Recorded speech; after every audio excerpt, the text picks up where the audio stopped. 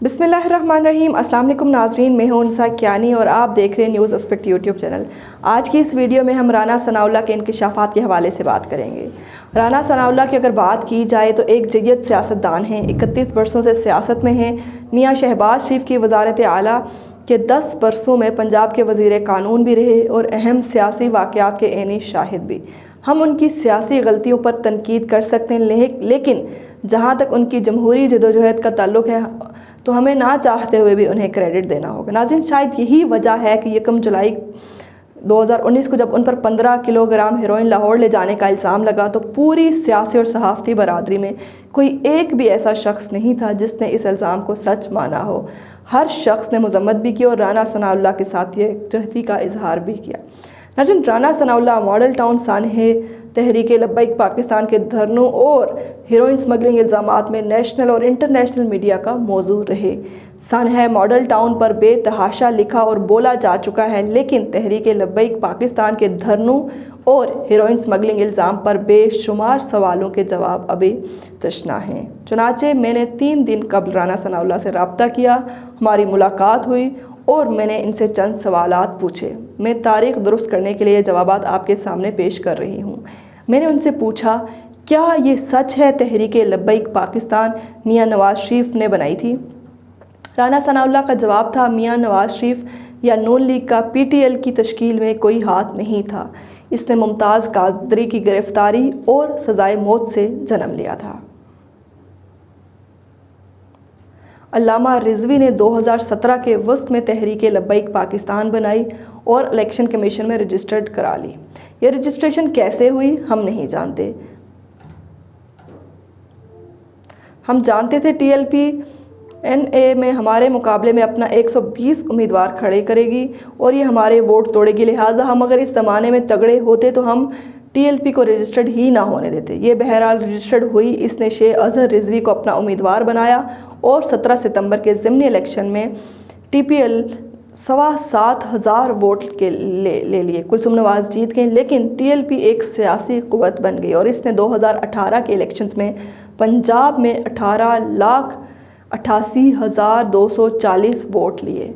मैंने इनसे पूछा, आप पर इल्ज़ाम है आपने नवंबर 2017 में TLP को इस्लामाबाद भिजवाया था। राना साहब ने खुले दिल से एतराफ़ किया। ये एतराज़ दुरुस्त है, ताहम उनका कहना था कौमी असम्बली ने अक्टूबर 2017 में इलेक्शन तरमीमी बिल पास किया था। उसमें उम्मीदवार के फॉर्म में तब्दीली की गई थी। मैंने लुकमा दिया, आप लोगों ने ख़त्म नबूवत की शिक उड़ा दी थी। राना साहब ने जवाब दिया, इस पर बहुत कुछ कहा और सुना जा चुका है, हम पुरानी बहस में नहीं उलझते। मैं आपको वो बताता हूँ जो अभी तक आपके सामने नहीं आया। TLP ने इलेक्शन तरमीमी बिल के ख़िलाफ़ एहतजाज शुरू कर दिया।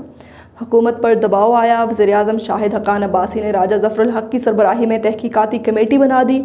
मेरे मुज़ाकरात हुए और TLP ने यह कमेटी तस्लीम कर ली, लेकिन ये उसके बावजूद धरना देना चाहते थे। उनका प्लान था कि ये दाता दरबार पर जमा हों और काफ़िले की शक्ल में इस्लामाबाद जाएं। मैंने उनसे बातचीत की और ये तय हुआ ये लोग लाहौर से निकलेंगे, किसी जगह तोड़ फोड़ नहीं करेंगे, ट्रैफिक भी ब्लॉक नहीं होगी और इस्लामाबाद पहुँच जाएंगे।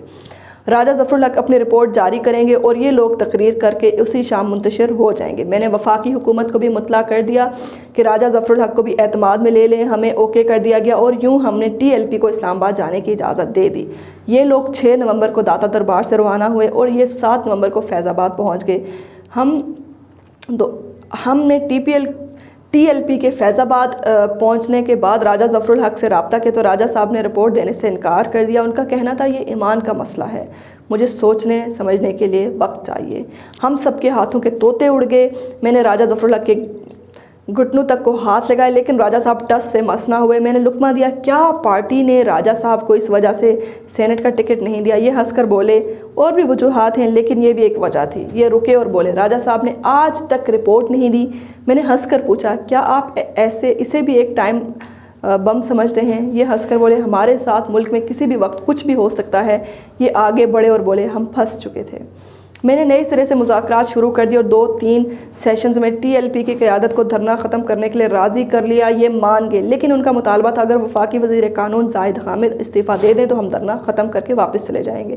میں نے وزیر اعظم شاہد حقان عباسی سے رابطہ کیا، انہوں نے وزیر داخلہ احسن اقبال، وزیر ریلوے خواجہ سعد رفیق اور وزیر قانون زاہد حامد کو پنجاب ہاؤس میں میرے پاس بھجوا دیا۔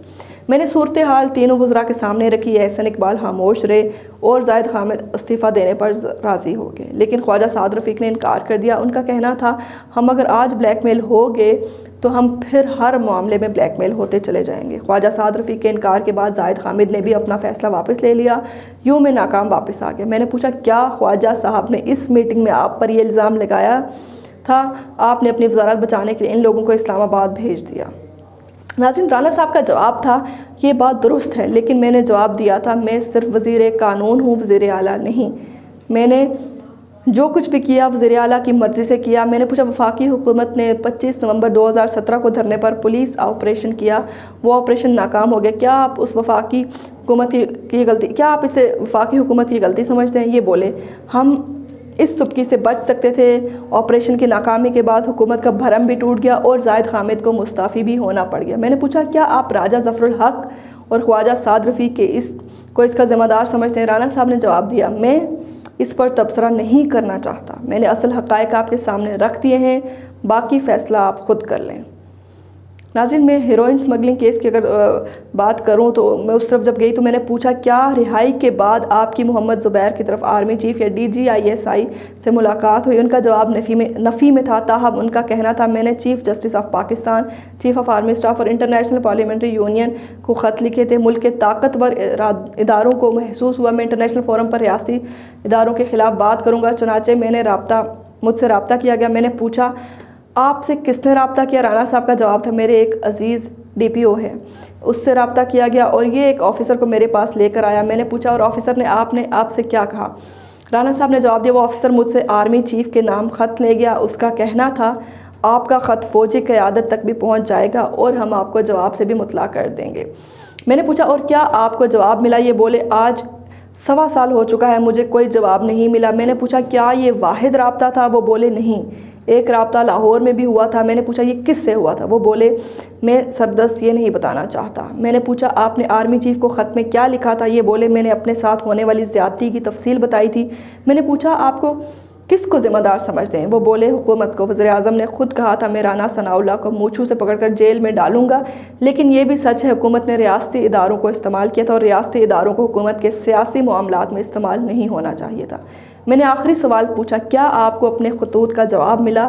یہ ہنس کر بولے مجھے انٹرنیشنل پارلیمنٹری یونین نے جواب دے دیا، لیکن میرے اپنے کسی ادارے نے جواب کے قابل نہیں سمجھا اور مجھے چیف جسٹس نے بلایا اور نہ ہی مجھے آرمی چیف سے کوئی جواب ملا۔